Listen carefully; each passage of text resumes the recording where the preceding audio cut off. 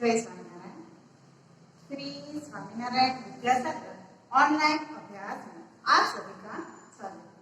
बच्चों, आज सबसे पहले मैं आप सभी को हिंदी दिवस की शुभकामनाएं देती हूँ।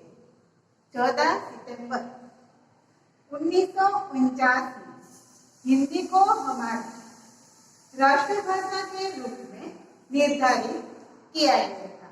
तो बच्चों, आज बड़ा ही सुंदर दिन है और आज हम हिंदी व्याकरण विभाग है वो पढ़ने वाले हैं। हमने संज्ञा, सर्वनाम, संज्ञा के प्रकार, सर्वनाम के प्रकार, ये सब व्याकरण विभाग में पढ़ लिया है। तो बच्चों, हमने पहले विशेषण के बारे में थोड़ी सी जानकारी है वो प्राप्त कर ली थी, मगर आज हम विशेषण के प्रकारों के बारे में पढ़ने वाले हैं। विशेषण किसे कहते हैं और विशेषण के कितने प्रकार होते हैं। तो बच्चों, आज आप सब हिंदी दिवस पर विशेषण के बारे में पढ़ने वाले हैं। तो आप ध्यान से, मैं जो भी पढ़ाऊं उसे ध्यान से सुनना और समझने की कोशिश करना। पहले विशेषण। विशेषण किसे कहते हैं? तो बच्चों, जो शब्द संज्ञा या सर्वनाम के रूप, रंग, आकार, स्वभाव आदि की विशेषता बताते हो, ऐसे शब्द को विशेषण कहते हैं।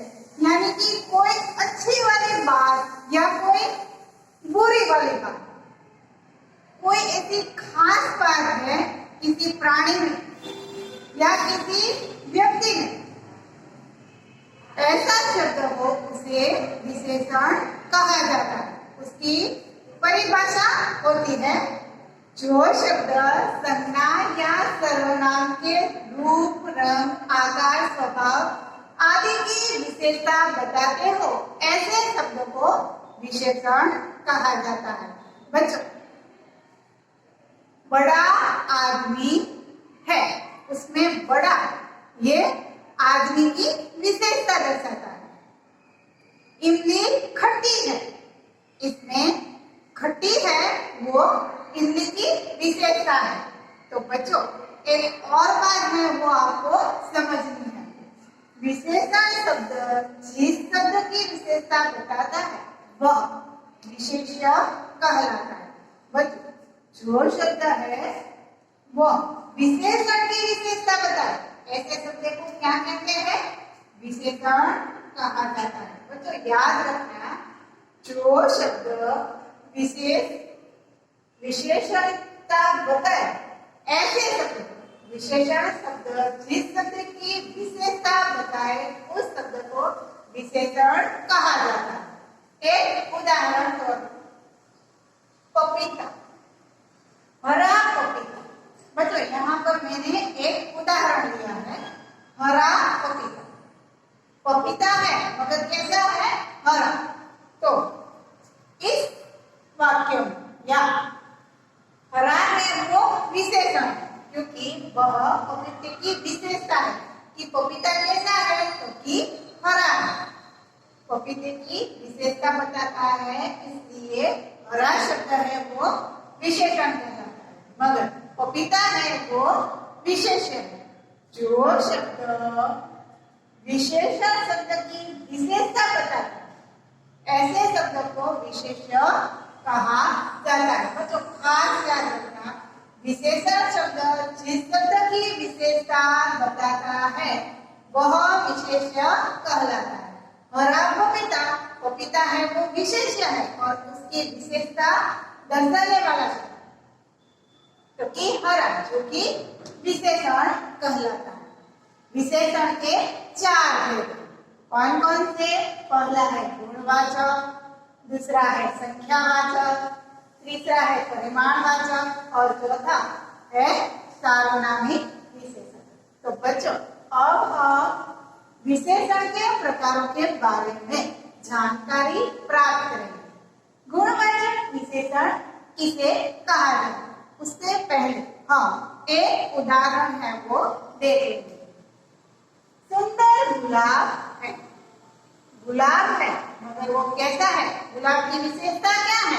तो कि गुलाब है वह सुंदर है, उसमें सुंदरता का गुण छुपा हुआ है। समझ में आएगा ना? सुंदर गुलाब है, उसमें गुलाब है वो विशेष है मगर उसमें विशेषता क्या होगी? तो कि सुंदर, सुंदर उसका विशेषण है और ये सुंदर शब्द है वह गुणवाचक विशेषण कहा जाता है। गुणवाचक विशेषण की परिभाषा क्या हो? आप ध्यान से सुनिए। जो विशेषण संज्ञा या सर्वनाम के गुण, दशा, क्रम, आकार आदि का बोध कराते हैं उसे गुणवाचक विशेषण कहा जाता है। बच्चों, गुण, दशा, क्रम और आदि का बोध कराए ऐसे शब्दों को गुणवाचक विशेषण कहा जाता है। उसमें कौन कौन से शब्द आएंगे? जैसे अच्छा, बुरा, पतला, मोटा, ऐसे शब्द है ये गुणवाचक विशेषण के शब्द कहलाएंगे। अब हम दूसरा संख्यावाचक विशेषण किसे कहते हैं यह पढ़ेंगे। ऐसे विशेषण जो संख्या का बोध कराते हैं। बच्चों, सीधे शब्दों में कहे कि जो शब्द संख्या का बोध कराए ऐसे शब्द को विशेषण संख्यावाचक विशेषण कहा जाता है। वर्ग में 30 विद्यार्थी है। वर्ग में विद्यार्थी तो है मगर कितने हैं? तो कि 30। यहाँ पर विद्यार्थी की संख्या है वो बताई है। तो इस वाक्य में 30 है वो संख्यावाचक विशेषण शब्द है। तो बच्चों, हम उसकी परिभाषा है वो जान लेते हैं। ऐसे विशेषण जो संख्या का बोध कराते हो ऐसे शब्दों को संख्यावाचक विशेषण कहा जाता है। जैसे कि 1, 2, 5, 3, 30, 50 ऐसे शब्द है उसे संख्यावाचक, जिसकी गिनती, जिसकी संख्या हमें दी गई उसे संख्यावाचक विशेषण कहा जाता है। जिसकी ऐसे शब्द विशेषण जो संख्या का बोध कराते हैं ऐसे शब्द को संख्यावाचक विशेषण कहा जाता है। बच्चों, सबसे सरल कौन सा प्रकार है? संख्यावाचक, क्योंकि हम सभी को संख्या तो आती है 1, 2, 3, 4, 5, 50, 60। तो जो विशेषण है वो संख्या का बोध कराए ऐसे शब्द को संख्यावाचक विशेषण कहा जाता है। अब तीसरा है परिमाणवाचक विशेषण। परिमाणवाचक विशेषण, उसमें ही उसकी परिभाषा है वो हमें दिखाई देती है। जैसे ऐसे विशेषण जो संज्ञा या सर्वनाम के नाम तो यानी कि नामतोल का बोध कराए उन्हें परिमाणवाचक विशेषण कहा जाता है। बच्चों, नामतोल का बोध कराए ऐसे शब्दों याद रखो, ऐसे विशेषण जो संज्ञा या सर्वनाम के मापतोल का बोध कराते हैं ऐसे शब्द को परिमाणवाचक विशेषण कहा जाता है। बच्चों, घड़े में कम पानी है तो यहाँ पर माप दिया कितना पानी है? तो कि कम, थोड़ा पानी। तो बच्चों, जो शब्द संज्ञा या सर्वनाम के नामतोल का बोध कराए ऐसे विशेषण को परिमाणवाचक विशेषण कहा जाता है। अब चौथा सार्वनामिक विशेषण।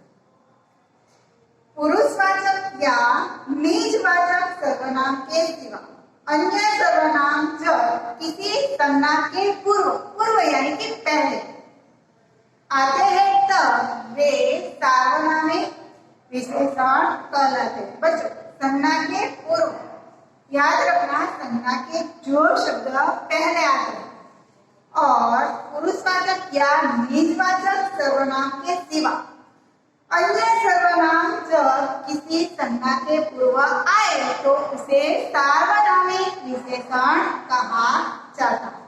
मैंने एक उदाहरण दिया है, यह पेड़ है, उसमें यह है वह सार्वनामिक विशेषण है।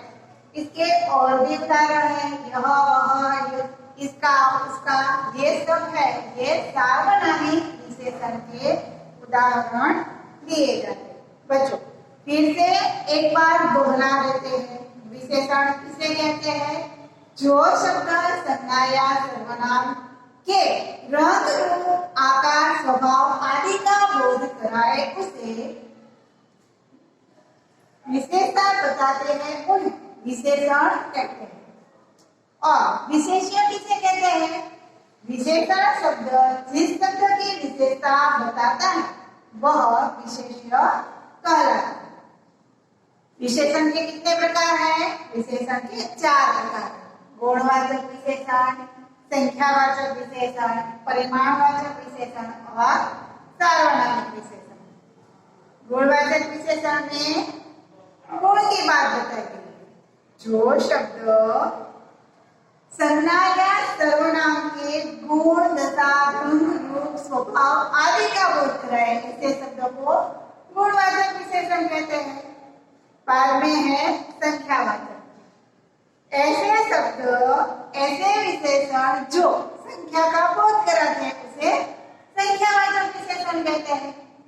तीसरा है परिमाणवाचक। ऐसे विशेषण जो संज्ञा या सर्वनाम के माप तोल का यानी कि माप का बोध कराए ऐसे शब्द होते हैं उसे परिमाणवाचक विशेषण कहते हैं। और अंत में है सार्वनामिक विशेषण। पुरुषवाचक या निजवाचक सर्वनाम के सिवा अन्य सर्वनाम जब किसी संज्ञा के पूर्व यानी कि पहले आते हैं ऐसे शब्द को सार्वनामिक विशेषण कहा जाता है। बच्चों इसकी माहिती जो आपको व्याकरण रूप में लिखनी है वह मैं पीडीएफ के द्वारा आपको भेजूंगी। आप यह वीडियो है वो पूरा देखिए और समझने की कोशिश करें। जय स्वामीनारायण।